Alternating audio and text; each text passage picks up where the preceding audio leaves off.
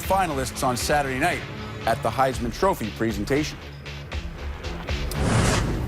Nicole Auerbach rejoins us from New York. Nicole, I was under the impression, at least heading into this week, that Lamar Jackson was not just the favorite, but he was the prohibitive favorite, that it would be a runaway. My mind was changed when I saw 5 finalists invited. So how close could Saturday's vote actually be?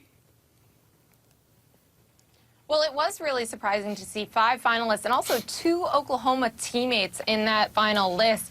You know, one other thing that I think is going to have an interesting result here is that when we've projected the Heisman all season long, when people have talked about it and talked about how Lamar Jackson was a lock to win it, they weren't really taking into consideration what these other players might be playing for. Deshaun Watson got his team to the college football playoff despite a lot of turnovers, and he beat Lamar Jackson head-to-head. So I think this could be a very interesting race and could be a lot closer than people think.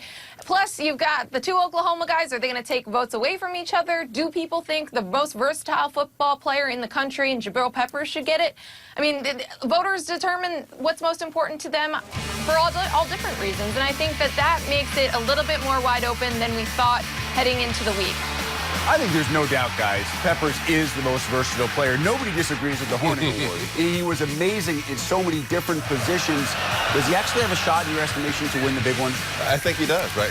He's going to New York. It takes a certain percentage of votes to get you there. So I think we have to anticipate that he's in this fight. Now, if you look at the numbers from a statistical category, it doesn't even come close. What Lamar Jackson's been able to do is better than everybody in the country.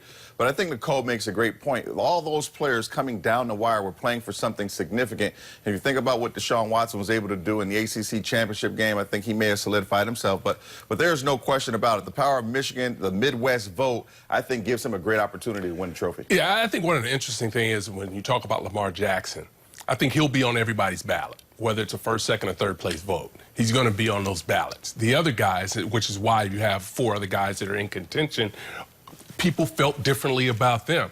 You know, we've talked about Peppers all year long. Really did a dynamic job of doing everything he's done, whether it's just sitting there smiling, whether it's walking. I mean, he does it all really well. And that's just part of the hype that is Michigan, that is Peppers. But I don't part think of that's our fault, right? I mean, we drive it as well. But you could argue both sides of the coin, Howard, because Absolutely. Those who follow this team say he lived up to the hype, and those who are anti-Michigan say, to us especially, stop doing it. What has he done? And I get that. But I've watched him practice. I've watched him play in games. It's the same speed. I love him as a football player. It just depends on where you fall. Is he the best linebacker in the Big Ten? I would probably say no. I would probably say Watt is the best linebacker. But he's so versatile. He's so exciting. He brings so much to the table that I know exactly why people get so enamored with his athletic talent and his football prowess. Well, that's a reason to really respect him and what he's been able to do. To ask him to play linebacker in this conference where teams run the ball downhill right at him, he's undersized. The job he did there, I think, is significant. And then if you compare his numbers to the last defensive guy who won the Heisman and came from the same school of Michigan, they're eerily similar. Now, granted, he's playing linebacker, but the tackles are there, the interceptions are very close. He just didn't have the marquee plays in big games, but the numbers are right there with Charles Woodson. Now, I'm not